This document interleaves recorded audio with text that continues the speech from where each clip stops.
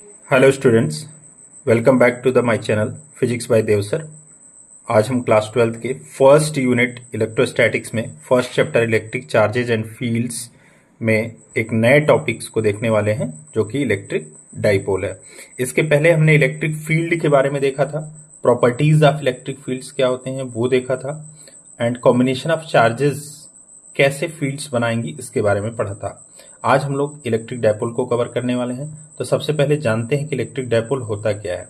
Basically it is a combination of two charges and equal and opposite charges separated by a small distance. यहाँ पे definition देख सकते हैं कि an electric dipole is a pair of equal and opposite charges separated by a small distance. यहाँ पे हमने small distance क्या लिया है, 2a लिया है, क्योंकि इसका आगे हम डेरिवेशन में यूज करने वाले हैं। यहाँ जो आप वेक्टर p देख रहे हैं, वेक्टर p क्या है, डाइपोल मोमेंट है। और ये बात हमें ध्यान रखना पड़ेगा कि डाइपोल मोमेंट का जो डायरेक्शन होता है हमेशा माइनस चार्ज से प्लस चार्ज की तरफ होगा, यानी कि माइनस क्यू से प्लस क्यू की तरफ होगा। आगे हम इसके बारे में डिटेल से आइए देखते हैं डाइपोल मोमेंट क्या होता है। तो डाइपोल मोमेंट्स क्या करता है, ये स्ट्रेंथ मेजर करता है किसी भी इलेक्ट्रिक डाइपोल का, और यह एक वेक्टर क्वांटिटी है। And if I am talking about the magnitude, तो मैग्नीट्यूड क्या होता है इसका, चार्ज आइदर चार्जेस, दोनों में से कोई एक चार्ज हम रख लें उनकी magnitude, into the distance which both the charges are separated. तो यहाँ पे जो मैग्नीट्यूड हो जाएगा वो डाइपोल मोमेंट का क्या होगा, q इंटू 2a होगा, और हमेशा जो डायरेक्शन होगा वो नेगेटिव से पॉजिटिव चार्जेस की तरफ होगा। आगे जो है डाइपोल मोमेंट में हम देखेंगे कि अगर कॉम्बिनेशन ऑफ चार्जेस इस तरह से होंगे डाइपोल मोमेंट के, तो इनके जो इलेक्ट्रिक फील्ड्स निकलेंगे वो किस तरह से दिखेगा। कि हमने पहले पढ़ा था कि पॉजिटिव चार्जेस से इलेक्ट्रिक फील्ड निकलती हैं और कहाँ जाके खत्म होती हैं, निगेटिव चार्जेस पे खत्म होती हैं, और ये कभी भी लूप नहीं बनाती हैं। तो अब हम इलेक्ट्रिक डाइपोल में जो है इनके एक्सियल एक्सिस पे इलेक्ट्रिक फील्ड कैलकुलेट करना सीखेंगे, और फिर इक्वेटोरियल एक्सिस पे इलेक्ट्रिक फील्ड को कैलकुलेट करेंगे। उसके बाद दोनों को कंपेयर करेंगे। ओके, तो आइए देखते हैं कि एक्सियल लाइन पर इलेक्ट्रिक फील्ड हम कैसे निकालते हैं किसी भी स्मॉल डाइपोल का। ओके, सपोज यहाँ पे दो चार्जेस रखे हुए हैं, एक तो माइनस क्यू, दूसरा क्या है प्लस क्यू, और इनके बीच का जो डिस्टेंस है वो सेपरेटेड जिससे है वो 2a है। यहाँ पे d की वैल्यू कितनी है, 2a है। यानी कि स्मार्टली हमने चूज कर लिया है कि अगर यहाँ पे मेरा ओरिजिन है o पॉइंट पे, तो यहाँ पे a डिस्टेंस पे माइनस क्यू चार्ज रखा हुआ है, और यहाँ ओरिजिन से a डिस्टेंस पे प्लस क्यू चार्ज रखा हुआ है। अब सपोज मुझे जो है r डिस्टेंस पे कैलकुलेट करना है कि इलेक्ट्रिक फील्ड कितना है, जो कि इसके एक्सियल एक पॉइंट है।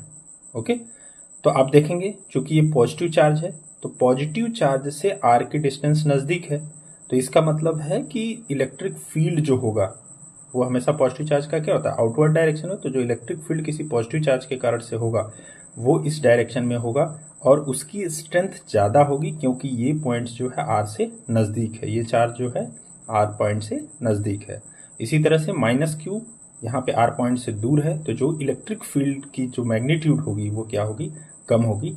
और अगर ध्यान से देखें तो प्लस क्यू से r के बीच की जो दूरी है वो कितनी हो जाएगी, टोटल डिस्टेंस r है यहाँ से, तो a हमको माइनस करना पड़ेगा क्योंकि इन दोनों के बीच की दूरी है। तो यहाँ से दूरी कितनी हो जाएगी, r माइनस a हो जाएगा, जिसका हम लोग आगे यूज करने वाले हैं डेरिवेशन में। तो electric field at N axial point अगर देख रहे हैं हम, तो सबसे पहले माइनस क्यू चार्ज के कारण से देखते हैं। माइनस क्यू चार्ज के कारण से r डिस्टेंस पे जो इलेक्ट्रिक फील्ड होगा वो कितना होगा, आप पहले पढ़े हैं इसके बारे में, 1/4 pi epsilon not minus Q divided by r plus a का होल स्क्वायर। यहाँ पे हमें देखना पड़ेगा कि r प्लस a क्यों लिया है, क्योंकि यहाँ से ओरिजिन तक की दूरी r है और यहाँ से यहाँ तक की दूरी a है, तो r प्लस a का होल स्क्वायर है।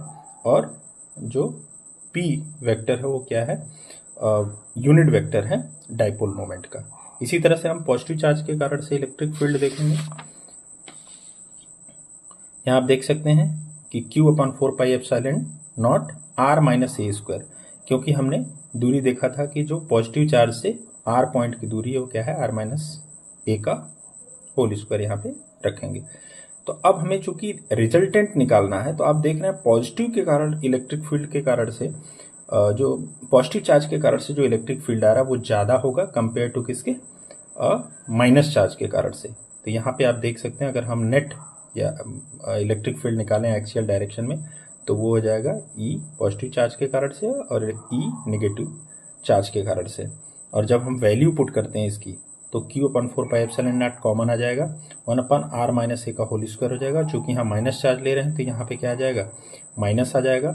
और जब हम इसको सॉल्व करेंगे, यहाँ पे मैथमेटिकल कैलकुलेशन होगा कि जब एलसीएम लेंगे और ये r+a का होल स्क्वायर ऊपर जाएगा, यहाँ पे r - a का होल स्क्वायर यहाँ पे आएगा, और जब इसको सॉल्व करेंगे तो ऊपर क्या बचेगा 4ar, और नीचे क्या आ जाएगा r² - a² का होल स्क्वायर। ओके, और हम जानते हैं कि जो डाइपोल मोमेंट है वो कितना होता है, 2qa होता है।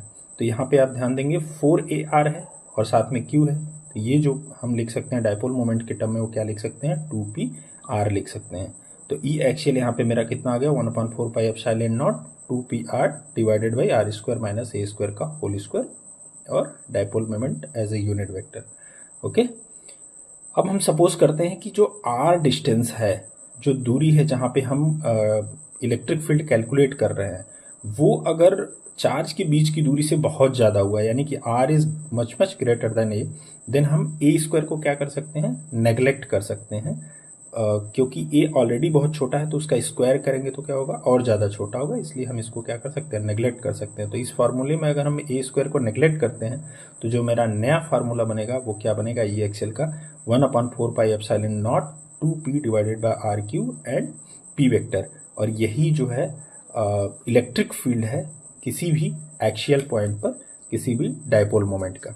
ओके, और जो डायरेक्शन होगा, जो ई एक्सियल का डायरेक्शन है, वो डाइपोल मोमेंट के डायरेक्शन में ही होगा, क्योंकि आप देख रहे हैं कि नेट जो इलेक्ट्रिक फील्ड आ रहा है वो पॉजिटिव चार्ज के कारण से ज़्यादा आ रहा है। तो जो पॉजिटिव चार्ज के कारण से इलेक्ट्रिक फील्ड का डायरेक्शन होगा, वही डायरेक्शन क्या है, डाइपोल मोमेंट का डायरेक्शन है। अब हम जो है इक्वेटोरियल पॉइंट पे डाइपोल मोमेंट को कैलकुलेट करना सीखेंगे। तो यहाँ पे थोड़ा सा कैलकुलेशन पॉइंट ऑफ व्यू से देखते हैं कि सपोज हमारे पास एक माइनस चार्ज है Q और प्लस चार्ज Q है, इनके बीच की जो सेपरेशन है वो 2a है। ओके, तो ये हमारा क्या बना रहा है, डाइपोल बना रहा है। अब मुझे चाहिए कि इनके इक्वेटोरियल पॉइंट पे, इक्वेटोरियल का मतलब क्या होता है कि परपेंडिकुलरली अगर हम मिड पॉइंट से ऊपर जा रहे हैं, ठीक है ना, तो इस एक्सिस पे किसी भी पॉइंट पे अगर मुझे इलेक्ट्रिक फील्ड निकालना है तो हम कौन सा फार्मूला लगाएंगे, उसकी डेरिवेशन को हम लोग देख रहे हैं।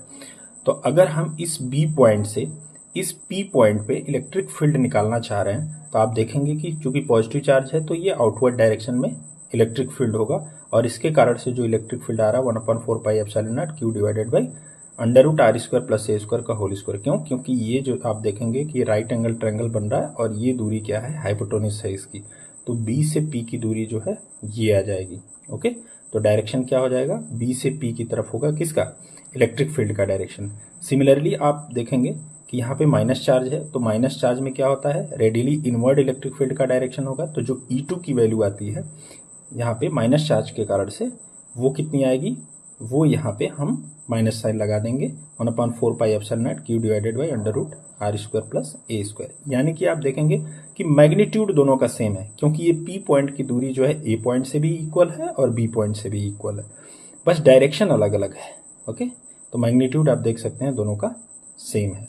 तो हमें क्या करना पड़ेगा, अब हमें चूंकि वेक्टोरियली इसको ऐड करना पड़ेगा और हमें ई नेट निकालना पड़ेगा, कि यानी कि इलेक्ट्रिक फील्ड नेट कितना आएगा, उसको देखने के लिए हमने यहाँ पे इस पॉइंट को उठा करके यहाँ पे जूम आउट किया है। तो आप देख सकते हैं कि इसका एक कंपोनेंट, अच्छा यहाँ पे आप देख सकते हैं कि इनके बीच का एंगल अगर थीटा है तो ये भी थीटा हो जाएगा, और यहाँ से ये एंगल जो होगा 90 - थीटा होगा, तो ऑब्वियस सी बात है कि ये एंगल कितना आ जाएगा, थीटा आ जाएगा, और ये भी थीटा आ जाएगा। ठीक है, अब हम यहाँ पे देखते हैं कि इसके दो कंपोनेंट आएंगे, एक ई कॉस थीटा होगा और एक ई साइन थीटा होगा। एक बार पॉजिटिव चार्ज के कारण से, सिमिलरली इस नेगेटिव चार्ज के कारण से, तो ई कॉस थीटा अगेन यहाँ पे आ गया और ई साइन थीटा इधर आ रहा है। तो आप देखेंगे इसके कंपोनेंट क्या है, अपोजिट डायरेक्शन में है और क्या है, इक्वल है मैग्नीट्यूड। तो ये दोनों एक दूसरे को क्या करेंगे, कैंसिल करेंगे। तो हमारा जो नेट इलेक्ट्रिक फील्ड आएगा वो किस डायरेक्शन में आएगा, इस डायरेक्शन में आएगा। और ई कॉस थीटा दो बार आ रहा है, तो ये कितना हो जाएगा, 2e cos थीटा हो जाएगा। अब 2e cos थीटा जो है हमारा नेट इलेक्ट्रिक फील्ड है, तो इसकी वैल्यू हम कैसे निकालेंगे, 2e की वैल्यू मतलब ई क्या है, इलेक्ट्रिक फील्ड है, 1/4 pi epsilon naught q divided by r square plus a square, क्योंकि ये दूरी सेम है, ठीक है।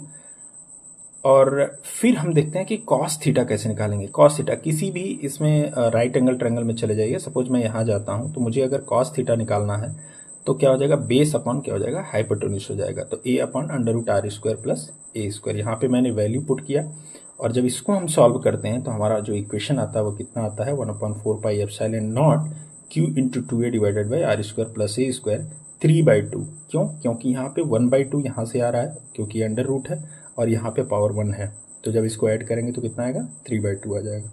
और अगर हम p की वैल्यू ले लें जो कि हम डाइपोल मोमेंट की वैल्यू होती है, q इंटू 2a होता है, और अगर r की वैल्यू ग्रेटर देन है a से, यानी कि इन दोनों के बीच की दूरी क्या है, बहुत छोटी है कंपेयर टू इस परपेंडिकुलर डिस्टेंस से, तो हम a को क्या कर सकते हैं, नेग्लेक्ट कर सकते हैं, या a स्क्वायर को हम नेग्लेक्ट कर सकते हैं।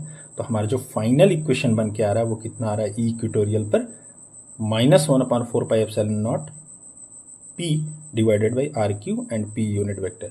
आप यहाँ देख रहे होंगे माइनस लिया जा रहा है, क्यों, क्योंकि आप देखेंगे ये हमने पॉजिटिव डायरेक्शन लिया था, डाइपोल मोमेंट का डायरेक्शन क्या है, माइनस से पॉजिटिव की तरफ है, और यहाँ पे देखेंगे आप नेट इलेक्ट्रिक फील्ड किधर आ रहा है, इसके अपोजिट डायरेक्शन में आ रहा है, तो यहाँ पे ऑब्वियस सी बात है कि साइन क्या आएगा, माइनस आएगा। यानी कि जो इक्वेटोरियल पॉइंट पे इलेक्ट्रिक फील्ड का जो डायरेक्शन होता है वो डाइपोल मोमेंट के डायरेक्शन के एंटी पैरेलल होता है, ये हम यहाँ से देख सकते हैं। अब हमने एक्सियल पॉइंट पे इलेक्ट्रिक फील्ड निकालना सीख लिया किसी भी डाइपोल के कारण से, और इक्वेटोरियल पॉइंट पे निकालना सीख लिया। अब हम दोनों को अगर कंपेयर करें कि जैसा कि हम देख सकते हैं कि ये एक्सियल मेरा कितना है, 1/4 pi epsilon naught 2p divided by r cube, E equatorial कितना आया है, 1/4 pi epsilon naught p upon r cube. आप देखेंगे कि यहाँ पे 2p है, यहाँ पे p है, बाकी सारी जो क्वांटिटी है वो सेम है। इसका मतलब क्या हो गया, ई एक्सियल जो होता है वो डबल होता है किसके, ई इक्वेटोरियल के। सो इस तरह से हमने डाइपोल मोमेंट के ऑलमोस्ट सारे पॉइंट को कवर किया है। आगे फिर हम इसी को कंटिन्यू करेंगे और कुछ अच्छे क्वेश्चंस भी देखेंगे बोर्ड पॉइंट ऑफ व्यू से, जो कि बहुत इंपॉर्टेंट क्वेश्चन होंगे। तो इसी तरह के कंटेंट को देखने के लिए और अच्छे क्वेश्चंस को देखने के लिए चैनल को लाइक एंड सब्सक्राइब करें। Thank you very much.